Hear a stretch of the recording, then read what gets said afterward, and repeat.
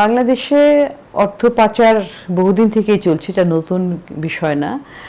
কারণ এখানে আমাদের যে ধরনের অর্থনৈতিক কর্মকাণ্ড হয় সেটার আড়ালে অনেক অর্থ চলে যায়। বিশেষ করে এটা হয় বাণিজ্যের মাধ্যমে, আন্তর্জাতিক বাণিজ্য যেগুলো তো হয় সেখানে এটার যে ট্রেড মিস ইনভয়েসিং, অর্থাৎ কিনা যে পণ্য রপ্তানি পণ্যের দাম এবং আমদানি পণ্যের দাম এইখানে হেরফের করে আসলে এই ইয়েটা করা হয়। তো সেই জন্য প্রচলিত আইন যেটা আছে এবং প্রচলিত আইনে যেহেতু এটার আইনের ব্যবহার কার্যকারিতা কোনোটাই দেখা যায়নি অতীতে, সেই জন্য এটা চলমান রয়েছে। তো প্রচলিত আইনেই এটা হচ্ছে সরকারের রাজনৈতিক একটা কমিটমেন্ট থাকতে হবে।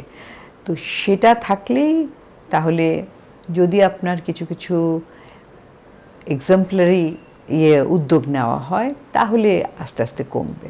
কিন্তু যেহেতু এটা বিরাট একটা স্বার্থ জড়িত এটার মধ্যে আসলে, তো সেই জন্য এটাকে ভাঙ্গাটা, এটার যে গড়ে উঠেছে এই অর্থ পাচারের সংস্কৃতিটা, এইটা সমূলে আঘাত করাটাই হচ্ছে আসলে ব্যাপক একটা রাজনৈতিক প্রতিজ্ঞা থাকতে হবে। সেটা ছাড়া আমরা, এবং কারণ কি বাংলাদেশের একদিকে অর্থনৈতিক, সামাজিক, সাংস্কৃতিক একটা অবস্থান, সেখানে যেটা বললাম যে মানুষ তার এই দেশকে ভবিষ্যতের জন্য একটা নিরাপদ জায়গা হিসাবে মনে করছে না।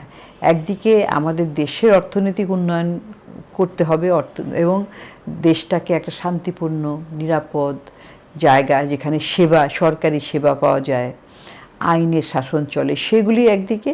আবার অন্যদিকে যে আইনের ধারায় এই ধরনের যে অপরাধ, এই অপরাধের শাস্তি হওয়া, এইটা চালিয়ে যেতে না। সরকারের তো করণীয় হচ্ছে যে যাতে প্রথমটাই যে যাওয়ার পথটাই বন্ধ করা, সেই জন্য স্ক্রুটিনি করা।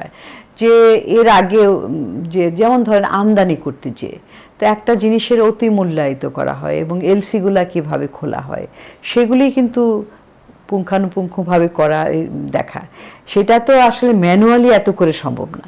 সব কিছু এখন আমাদের আধুনিক প্রযুক্তির সাহায্য নিতে হবে। প্রযুক্তির মাধ্যমে একটা জিনিসের দাম কত, কোথায় কোন গন্তব্যস্থলের দাম কত, খরচ, আনুষঙ্গিক খরচ, এগুলো কিন্তু স্ক্যান করা কোনো বিষয় না।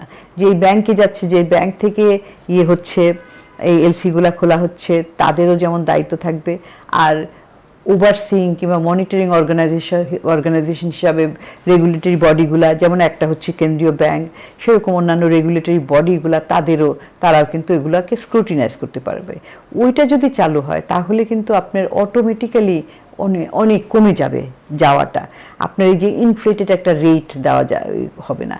আর সত্যিকার অর্থে একটা জিনিস বিক্রি করে কতটা সেটা পেলাম, একজন বিক্রেতা, একজন রপ্তানিকারক, সেটারও তথ্যটাও আপনার মাধ্যমে চলে আসবে, প্রযুক্তির মাধ্যমে বিভিন্ন জায়গায়। এবং যারা দায়িত্বপ্রাপ্ত প্রতিষ্ঠানগুলো, তারা যদি এটাকে স্ক্রুটিনি করে, সঠিকভাবে তারা এই দেখভাল করে, যেগুলোকে অবজার্ভ করে, মনিটর করে, তাহলে অনেকখানি কমে আসবে।